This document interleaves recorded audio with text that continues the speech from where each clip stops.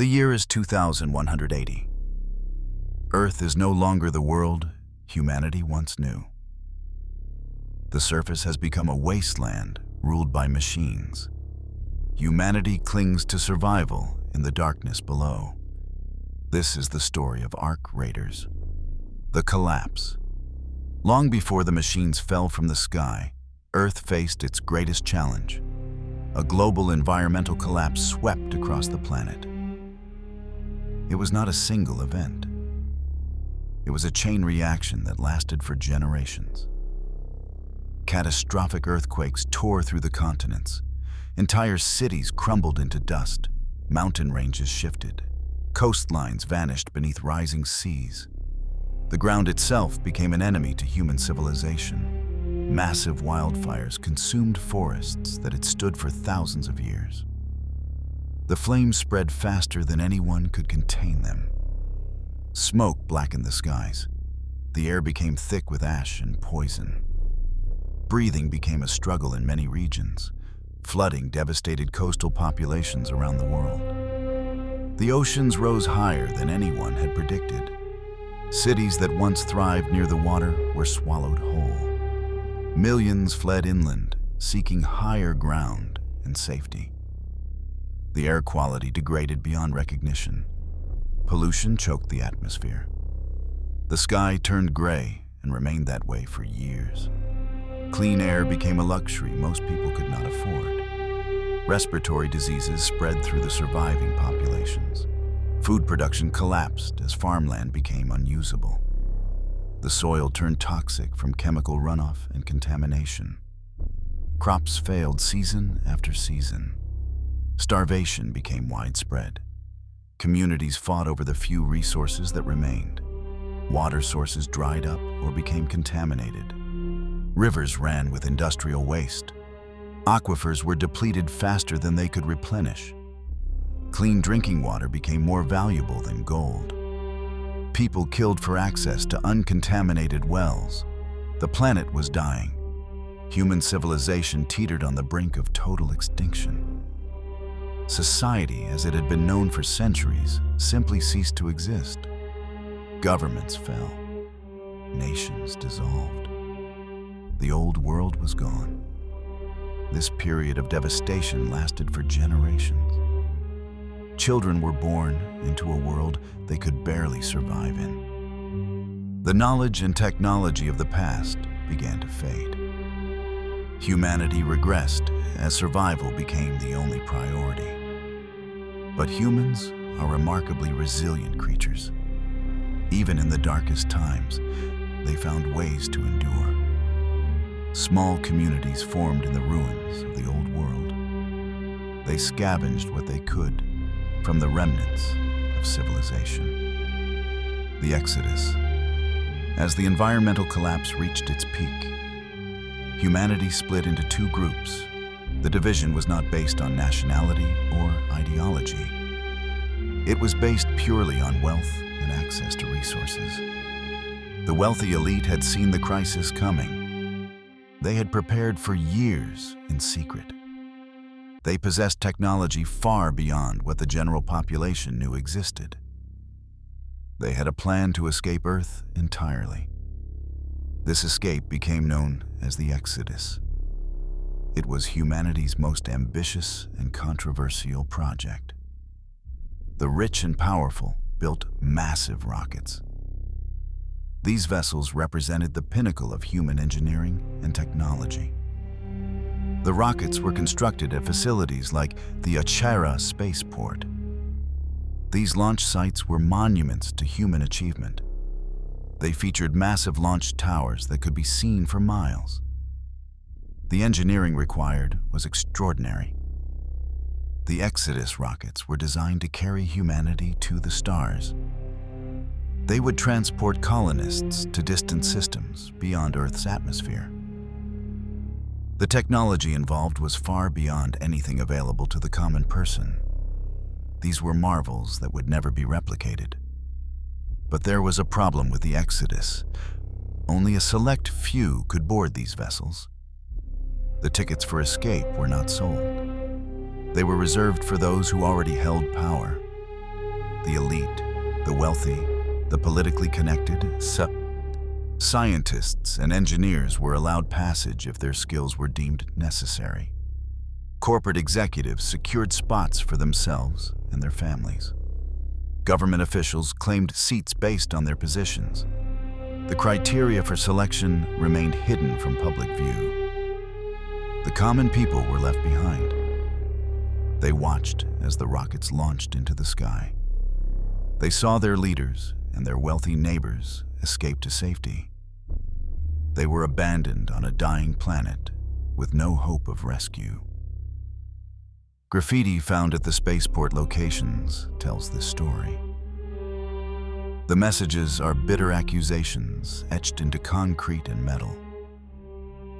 They read things like, "Only the rich leave and make room for all." These words capture the resentment that remained for generations. Nobody knows what happened to those who escaped. Did they successfully colonize new worlds? Did they survive the journey through space? Are they still alive somewhere? The technology used in the Exodus was lost. The knowledge to build such vessels disappeared with those who departed. The remaining humans could barely understand the machines left behind. They could scavenge parts, but not replicate the designs. Exodus modules became precious artifacts in the years that followed. These components were remnants of the rocket technology. They were found scattered across the old launch facilities. Raiders prized them for their advanced materials and design. The Exodus created a permanent divide in human consciousness. Those who remained felt betrayed by their leaders. They had been deemed unworthy of salvation. This resentment burned in the hearts of survivors for generations to come. The rockets left Earth behind and never returned. The surface dwellers were truly alone. They had to face the dying world without help from anyone. The only choice was to adapt or perish. The sunrise.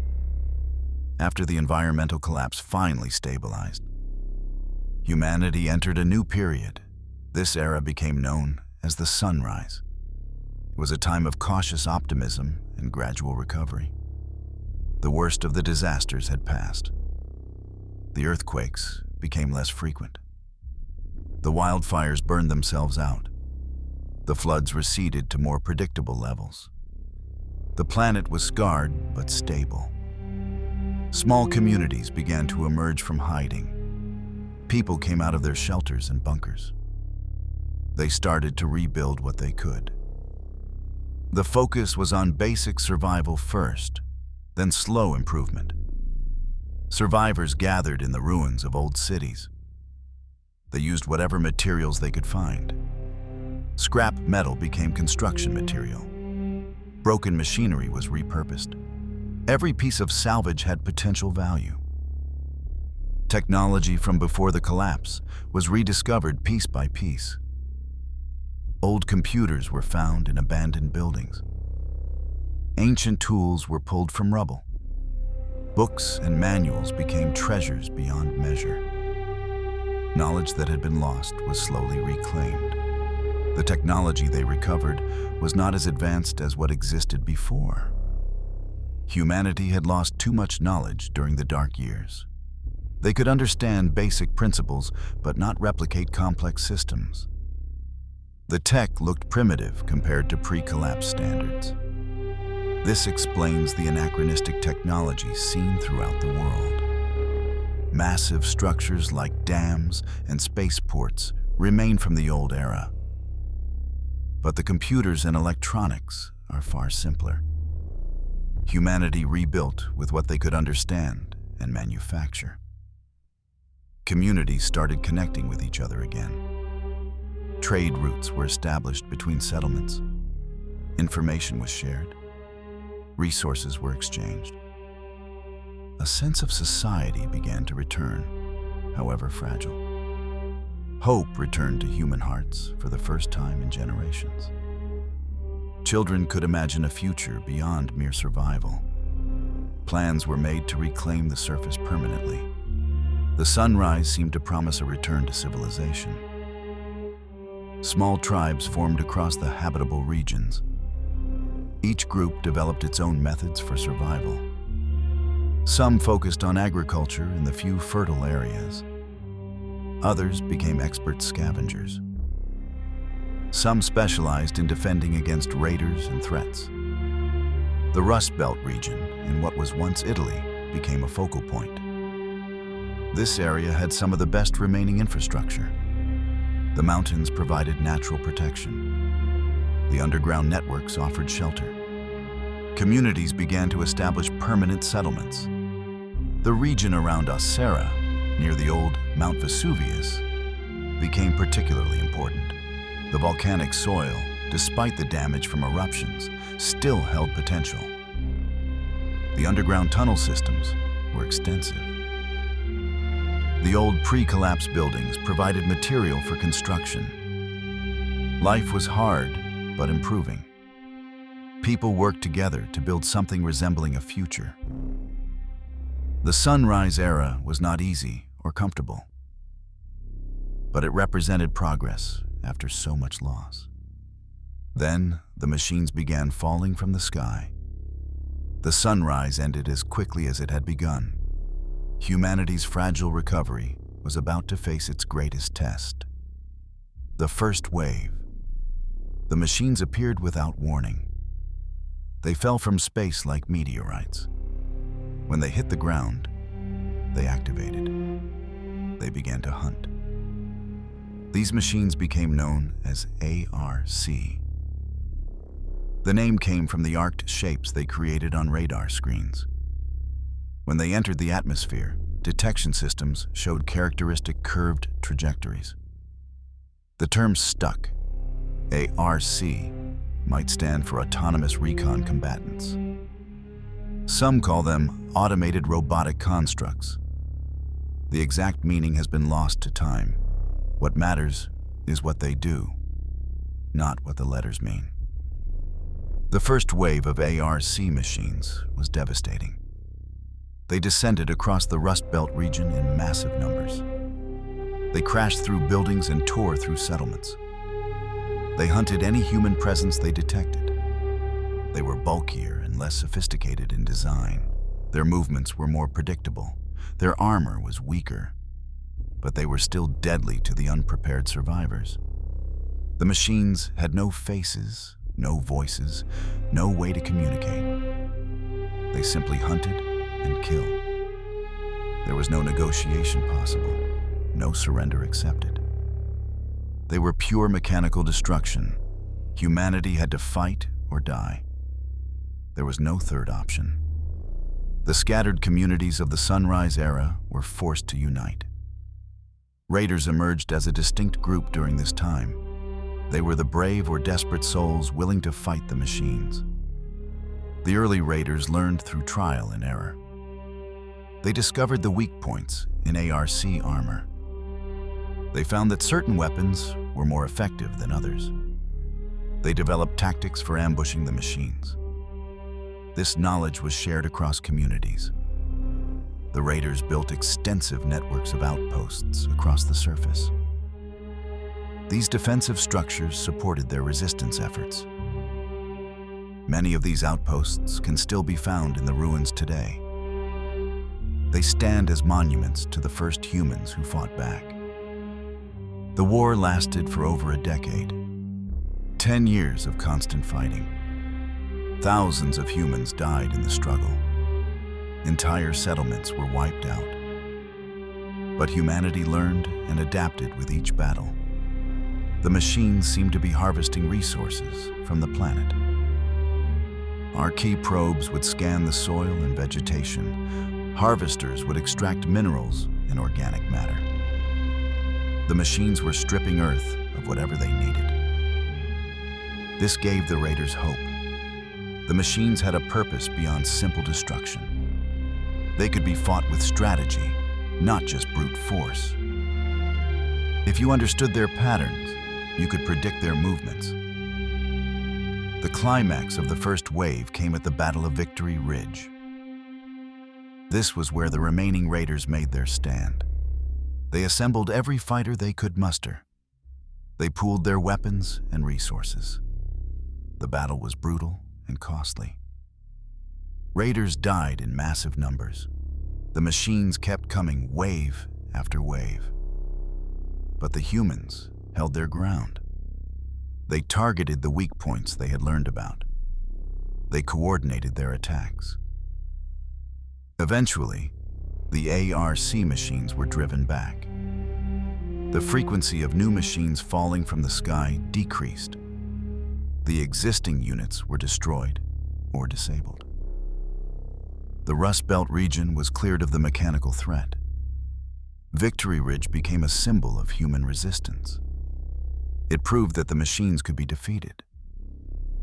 The raiders who survived became heroes and legends. Their names were remembered in the communities they had saved. The husks of first-wave machines were left scattered across the landscape.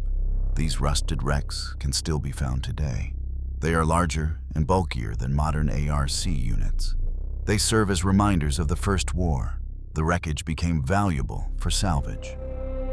ARC components could be repurposed for human technology. The alloys used in their construction were durable and useful.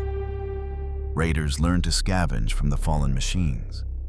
After Victory Ridge, humanity enjoyed several years of peace. The machines had stopped falling. The surface was reclaimed, at least partially. People returned to their settlement's topside. The sunrise seemed to return.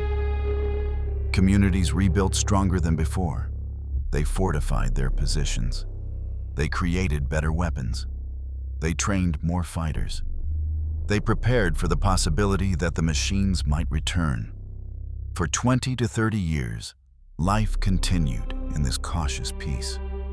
A new generation was born. These children heard stories of the first wave, but had never seen the machines themselves. They grew up in a world slowly healing. The old raiders aged and passed on their knowledge. Training programs were established. The younger generation learned how to fight Arse if they ever returned. The lessons of the first wave were preserved. But the peace would not last. The machines were not defeated. They were merely regrouping. The second wave would make the first look primitive by comparison. The second wave began without warning. New ARC units started falling from the sky in even greater numbers than before. But these machines were different. The new ARC units were far more advanced. They were sleeker and faster in design. Their armor was stronger and more sophisticated. Their weapons were deadlier. Their tactics were more coordinated. These machines learned from the first wave. They had adapted to counter human resistance strategies. The weak points that worked before were now protected. The predictable patterns were gone. The machines had evolved. The surface became completely inhospitable. The second wave was relentless and overwhelming. Humanity could not hold the topside positions any longer. The settlements were overrun. The defensive networks collapsed. Humans were forced to retreat underground permanently. They fled into the old tunnel networks beneath the Rust Belt. They sought shelter in collapsed buildings swallowed by sinkholes. They descended into the subterranean infrastructure that survived the collapse. The underground city of Toledo was born from this retreat. It was not a planned city. It grew organically as refugees found shelter below the surface. Different groups claimed different areas.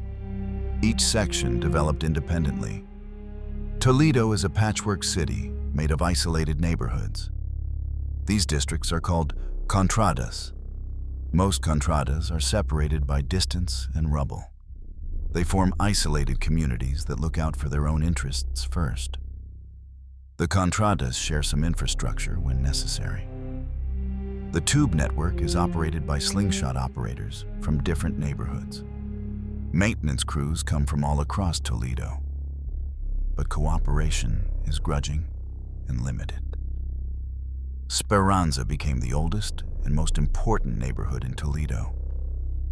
The name means hope in Italian. It was established at the very start of the second wave.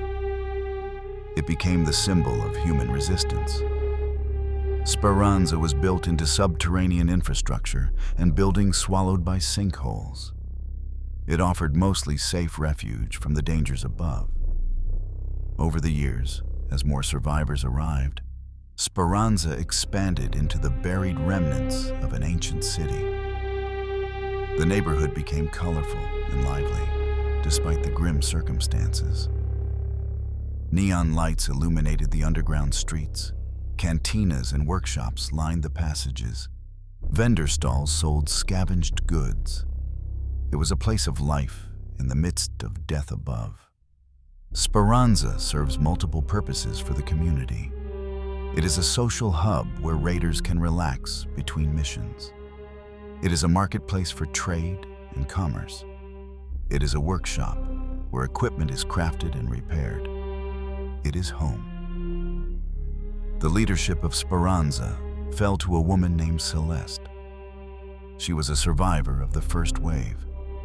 She had lost her home multiple times to arc attacks during her childhood.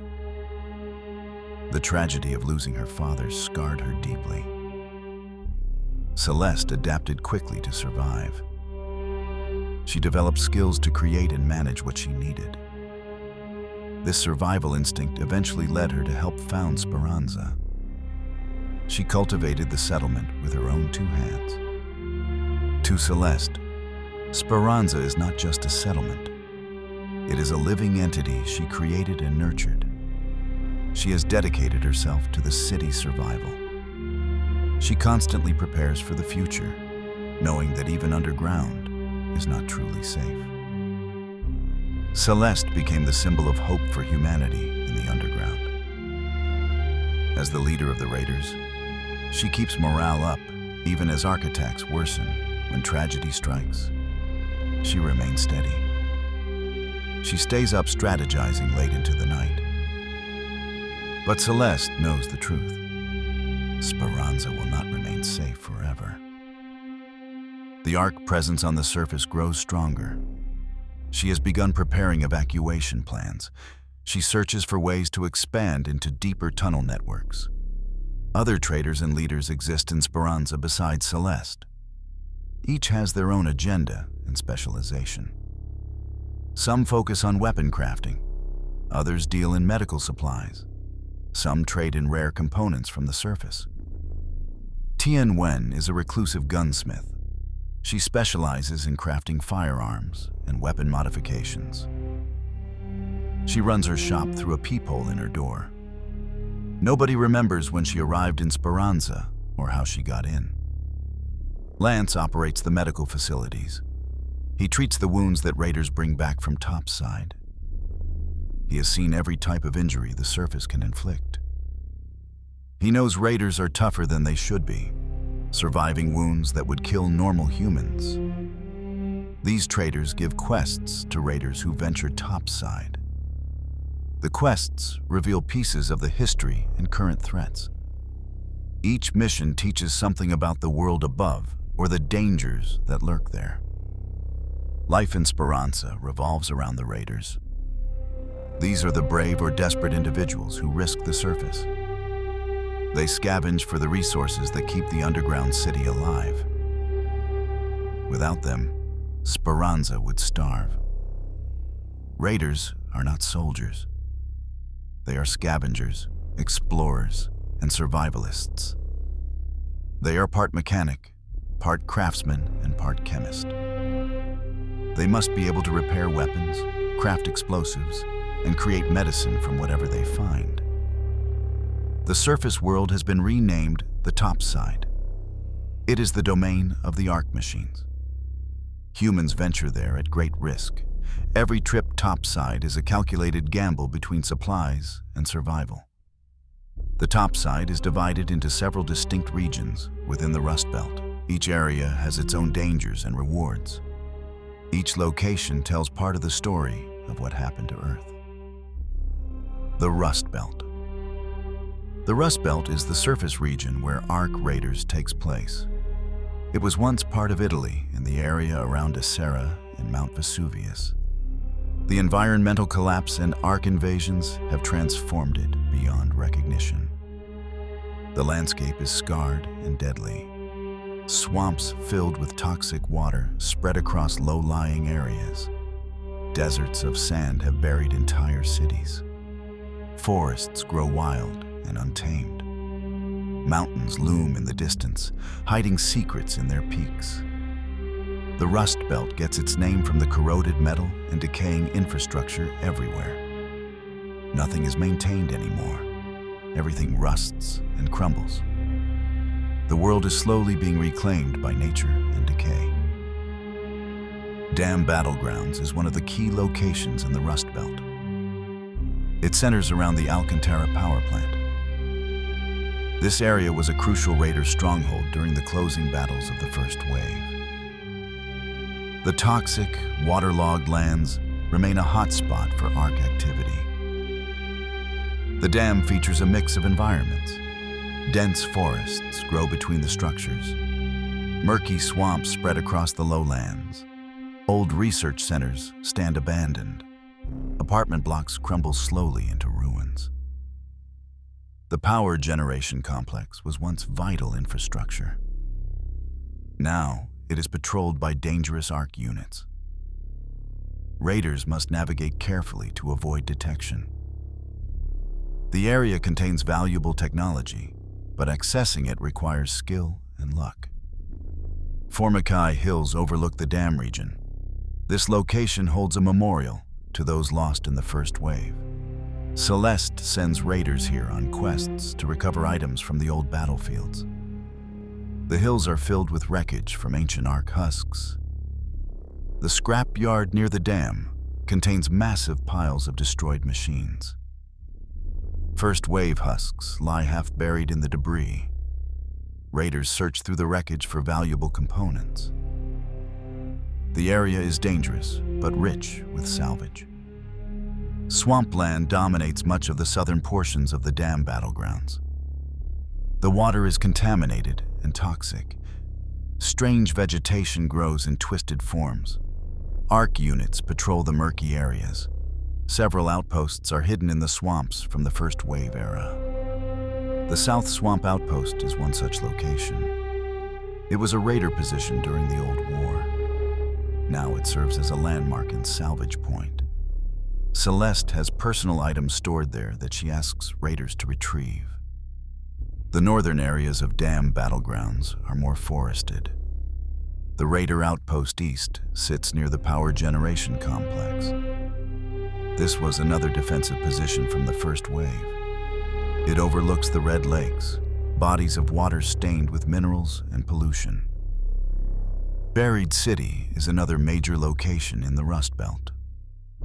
This was once a thriving pre-collapse city called Murano.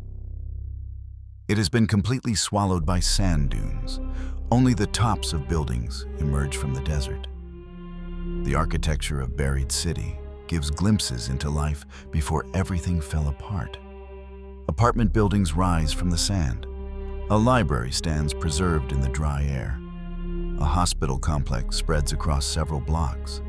A shopping district with empty storefronts remains frozen in time. The train station in Buried City still displays its old name. Signs for Murano mark the platforms. This confirms the location was once a functioning city with modern transportation. The station now serves as a landmark for raiders navigating the dunes. Walking through Buried City is like exploring a tomb of civilization. The narrow streets between buildings are filled with sand. Empty plazas where people once gathered are now silent. Everything speaks of a world that no longer exists. The Red Tower hideout is located somewhere in Buried City. This position detected mysterious signals during the Second Wave. The signals seem to come from the Ark machines themselves. Their meaning remains unknown, but they caused concern among the raiders.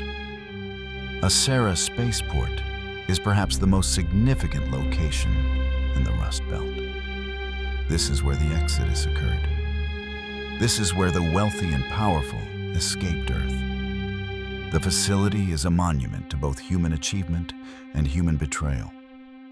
The spaceport features several key structures. Launch towers rise like colossal monuments into the sky. They mark the end of an era of technological progress. They can be seen from miles away, dominating the landscape. The rocket assembly building sits in the center of the spaceport. This is where the Exodus vessels were constructed. The interior still contains half-finished rockets. Advanced technology lies scattered throughout the facility. Raiders seek Exodus modules here. The control tower coordinated the launches. It contains ancient computers and communication equipment. Much of the technology is beyond current human understanding, but some components can be salvaged and repurposed. Old housing complexes surround the spaceport. These were homes for the engineers and executives who worked on the Exodus project. They are now empty shells. Personal belongings still scatter the apartments, left behind when the residents fled or died. Graffiti covers many walls in the spaceport. The messages are angry accusations. They condemn those who left. They express the rage of those abandoned. The words serve as permanent testimony to the Exodus betrayal. The spaceport is also a hot zone for PvP activity. Many raiders converge on this location seeking Exodus technology. Competition for the valuable components is fierce. Combat between raiders is common here. Blue Gate is a more recently accessible area. It serves as a gateway into the mountain ranges north of the main Rust Belt. The region features wide open areas mixed with small towns and underground complexes. The gate itself was once a symbol of connection between regions. Now, it is a daunting entrance into perilous territory. The surrounding valley bears scars both new and old. Evidence of battles from both arc waves can be found. Blue Gate represents the frontier of current raider exploration. Quests here involve investigating and repairing structures. The area is being rebuilt after the first wave destruction. It serves as a stepping stone to even more distant regions. Beyond Blue Gate lies Stella Montis. This is the newest accessible location. It is an abandoned research facility in the snowy mountains far to the north. The area was recently unlocked through community effort. Stella Montis suggests that humanity was preparing for apocalyptic scenarios before the collapse. The research facility appears designed for preservation and survival. Its purpose and the research conducted there remain mysteries to uncover. The environmental storytelling across all these locations paints a picture. Humanity was technologically advanced before the collapse. They had space travel capabilities. They had massive infrastructure projects. They had plans for the future. But something went terribly wrong. The environment turned against them. Then the machines came. Twice humanity was brought to its knees. The Rust Belt is the grave of those ambitions. The Arc machines. The machines that rule the topside are the greatest mystery facing humanity. Nobody knows where they truly come from. Nobody knows who created them. Nobody knows their ultimate purpose. What is known is that they came from space. They arrive by falling through the atmosphere. Their descent creates those characteristic arc trajectories on radar. They crash into the surface with incredible force, then activate. The Arc machines appear to be a self-learning system. They adapt their tactics based on human responses. They improve their designs with each new wave. They are becoming more sophisticated and dangerous over time. The machines also seem to be self-replicating. New units continue to fall from orbit. But there must be a source somewhere. Some facility or ship producing these units. The origin point remains unknown. Arc machines are actively hunting any human presence on the surface. They patrol in organized patterns. They respond to sounds and movement. They coordinate their attacks. They are not mindless automatons. The machines are harvesting natural resources from Earth. Probes survey the soil for valuable minerals. Harvesters extract organic materials and rare elements. Queens oversee large-scale collection operations. They are stripping the planet systematically. This has led to theories about Ark origins. One theory suggests they are rogue AI from before the collapse. Perhaps they were defense systems that turned against their creators. Maybe they caused the environmental disaster to eliminate humanity. Another theory proposes that Ark are terraforming machines. They are reshaping Earth for some other purpose or species. The resource harvesting supports this idea. They are preparing the planet for new occupants. A darker theory connects Ark to the Exodus. The machines started falling after the wealthy escaped. The technology they drop is sometimes compatible with human designs. Perhaps the Exodus colonists sent these machines back. Perhaps they want Earth cleansed before returning. Some raiders have found human letters and numbers on Ark parts. This suggests human origin, or at least human involvement. Somebody made these machines. The question is who and why. Whatever their origin, the Ark machines now dominate the surface. They come in many different types and sizes. Each variant serves a specific purpose in their overall system. Wasps are small flying drones. They are equipped with machine guns for suppressing targets. They move quickly and patrol in groups. They are the most common ARC unit raiders encounter. Wasps have visible thrusters that keep them airborne. These thrusters are their primary weak point. Destroying 2 of the 4 thrusters will bring a wasp down quickly. The main body is more durable and harder to damage. Hornets are the armored version of wasps. They are larger and tougher. They fire stunning projectiles that disable a raider's weapons and movement. The front thrusters are armored, but the rear too are vulnerable. Snitch is a surveillance drone with enhanced audio detection. It can hear raiders from much farther away than other units. When it detects humans, it calls for reinforcements. Snitches must be eliminated quickly to avoid drawing more Ark. Rocketeers are heavily armed aerial units. They launch guided missiles from long range. The missiles can devastate squads caught in the open. A distinct warning sound indicates when a Rocketeer has locked onto a target. Rocketeers are difficult to bring down. Their thrusters are armored. The small glowing core underneath is the best target.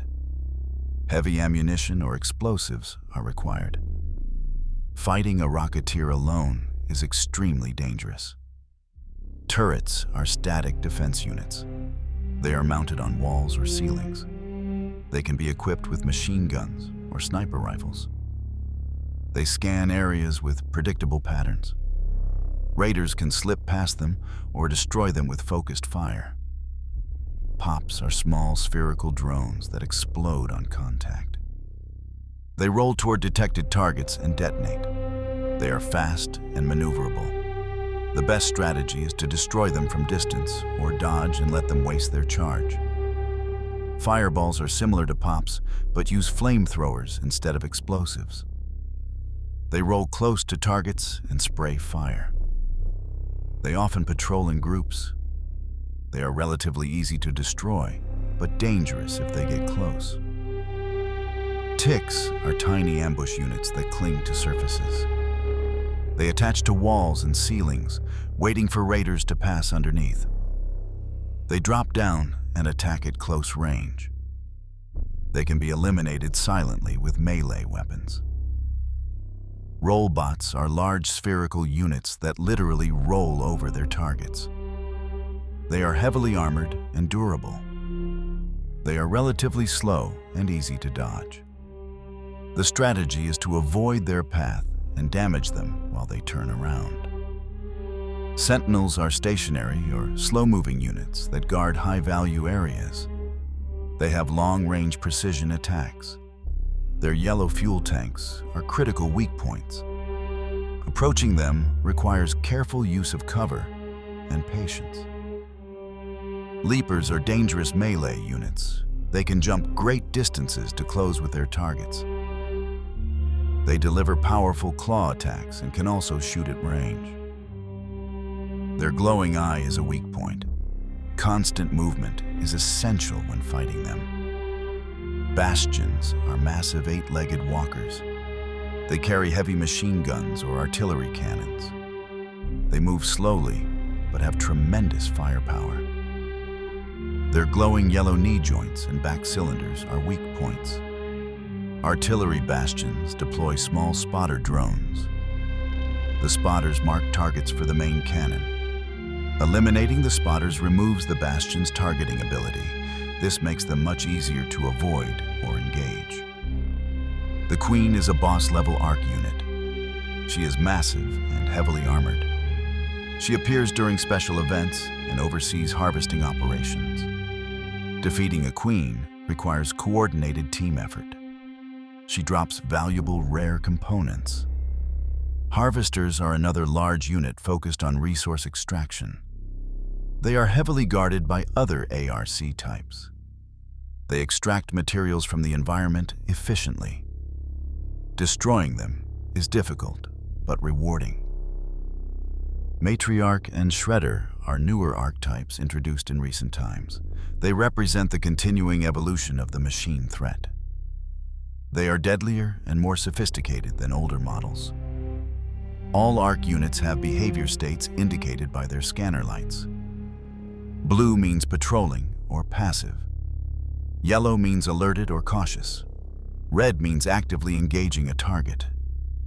Understanding these states helps raiders avoid or prepare for combat. ARC armor comes in different types. Unarmored plating is matte white and vulnerable to most weapons.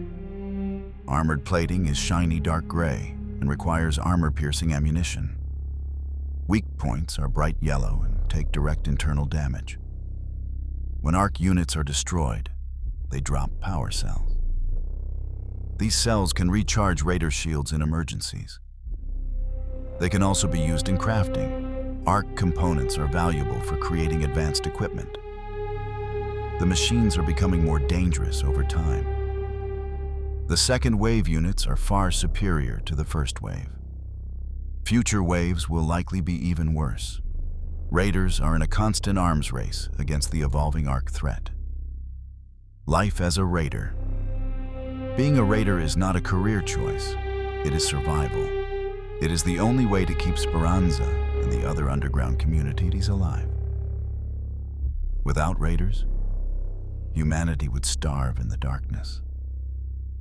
Raiders ventured topside to scavenge resources.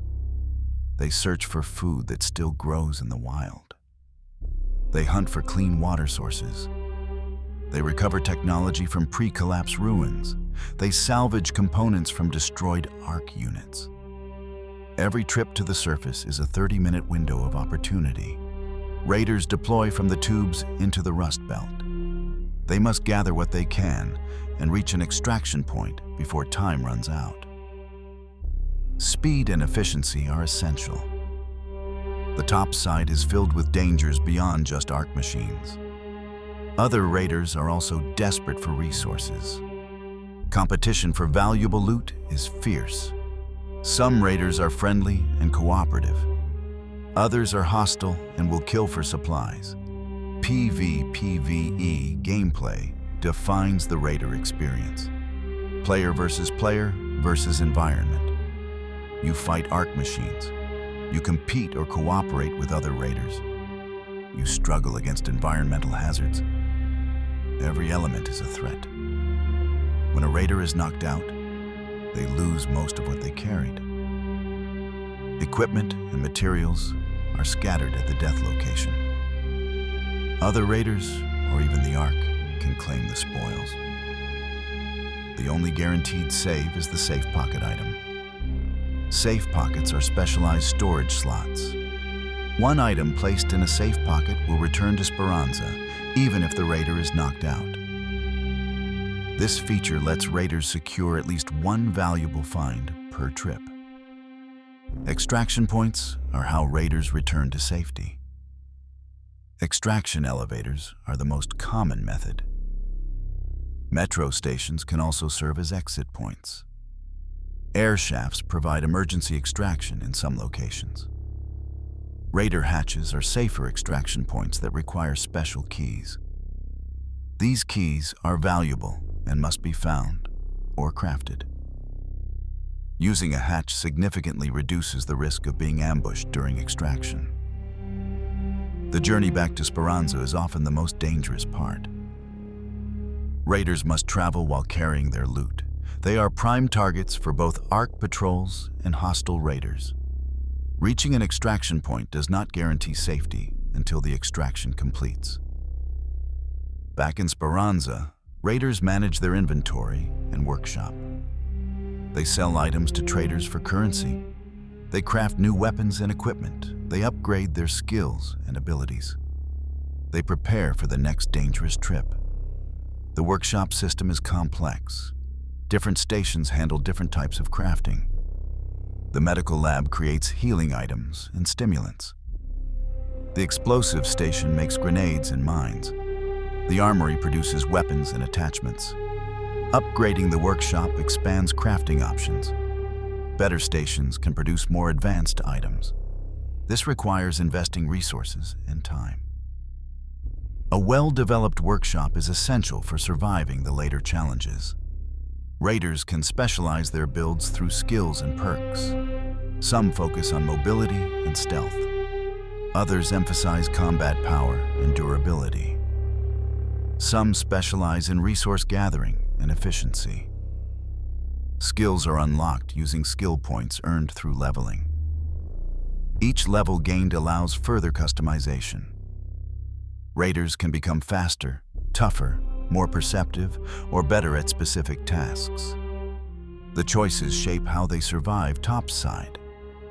Augments are special loadout enhancements. They provide additional abilities or bonuses. Some augments increase carrying capacity. Others improve shield recharge or provide safe pockets. Choosing the right augment for each mission is important. Gadgets are tools that give tactical advantages topside. Lure grenades distract ARC units. Zip lines provide quick vertical movement. Door blockers create temporary barriers. Mines trap pursuing enemies. Flares illuminate dark areas. Weapons come in many varieties. The Rattler is a simple automatic rifle. The Pharaoh is a heavy-hitting weapon with strong kickback. The Volcano is a close-range shotgun. Energy weapons like the Equalizer offer unique advantages. Each weapon can be customized with attachments. Scopes improve accuracy at range. Extended magazines increase ammunition capacity. Different barrel types change handling characteristics. Raiders configure weapons to match their playstyle. Armor and clothing provide protection and utility. Some outfits emphasize stealth. Others maximize armor rating. Fashion is also a consideration in Speranza. Looking good matters even at the end of the world. Quests from traders provide direction and rewards. Celeste sends raiders to recover personal items and investigate locations. Other traders request specific resources or ask for ARC units to be destroyed. Completing quests earns experience and valuable items. Trials and feats are additional challenges. Trials are weekly competitions with leaderboards. They test specific skills like defeating archetypes or finding first-wave husks. High performers earn prestige and special rewards. Dynamic events change the topside conditions. Night raids make ARC more active and aggressive. Electromagnetic storms create lightning hazards, but also disable some ARC systems. Harvest season increases plant growth for gathering. Specific events like the Harvester Queen battle draw many raiders to one location. These community events require cooperation to succeed. They provide rare rewards but are extremely dangerous. The Codex system tracks discovered information. Each new location, archetype, or story element adds an entry. The Codex builds a knowledge base about the world. It reveals lore and tactical information. Raiders are more resilient than normal humans. They can survive wounds that should be fatal. They recover from knockdowns that would kill civilians. Lance the medic comments on how tough raiders are. The reason for this resilience is unknown. Some raiders form permanent squads. They work together regularly to maximize efficiency. Coordinated teams can take on challenges that solo raiders cannot. Communication and trust are essential. Other raiders prefer solo operations. They rely on their own skills and luck. Solo play is harder, but keeps all the loot. The matchmaking system generally places solo raiders against other solos for fairness. The raider lifestyle is brutal and short for many, but it is also the only path to improving life underground. Every component brought back helps. Every resource gathered keeps people fed. Every piece of intel saves lives. Raiders are not heroes in the traditional sense. They are survivors doing what must be done. They are scavengers, fighters, and desperate humans clinging to existence. But in their own way, they are the last hope for humanity. The mysteries. Despite everything raiders have learned, many questions remain unanswered. The world of Ark Raiders is filled with mysteries, both large and small. These unknowns drive exploration and speculation. The biggest mystery is the true origin of the Ark machines. Where exactly do they come from? Who built them? What is their ultimate goal? The answers could change everything humanity knows about their situation. The connection to the Exodus remains unclear. Did the departed colonists send Ark back to Earth? Are the machines clearing the planet for their eventual return? Or is the timing purely coincidental? No proof exists either way. The signals detected at locations like the Red Tower hideout are unexplained. Ark machines seem to be communicating, but the content of their transmissions is unknown. Are they reporting to a central intelligence? Are they coordinating complex operations? The Stella Montis Research Facility holds secrets about pre-collapse preparations. What were they researching? What did they know about the coming disaster? Did they predict the environmental collapse? Did they have any connection to Ark? The extent of the underground tunnel networks is unknown. The tubes connect many areas, but their full reach has never been mapped. Expeditions into the deepest tubes reveal new contradas and ruins. How far do they go?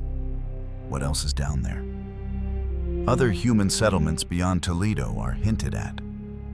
Traders mention other underground communities. The tube network suggests a wider civilization.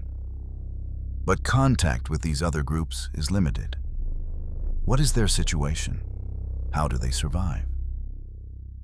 The fate of the Exodus colonists remains a complete unknown. Did they reach habitable worlds? Did they establish successful colonies?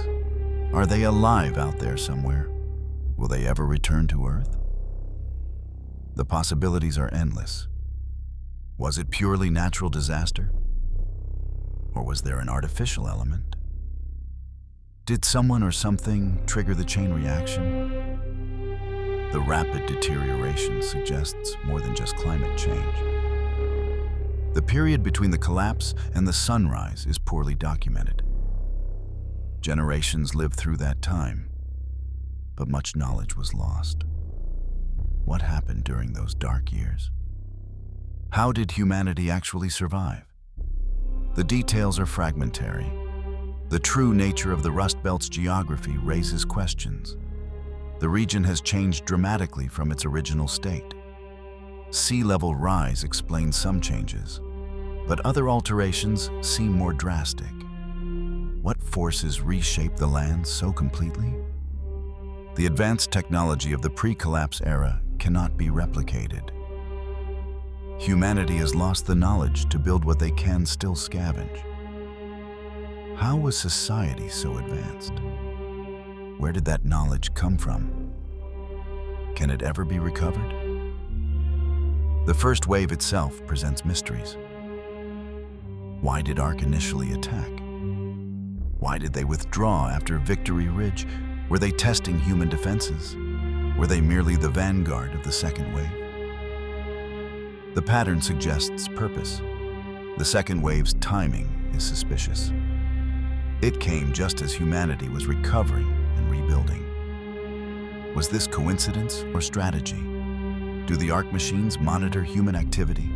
Did they wait for recovery before attacking again? Celeste's background holds unknowns. How exactly did she found Speranza? Who else was involved in its creation? What makes her such an effective leader? Her past is known in broad strokes, but the details are scarce. The different contradas of Toledo have varying philosophies and methods.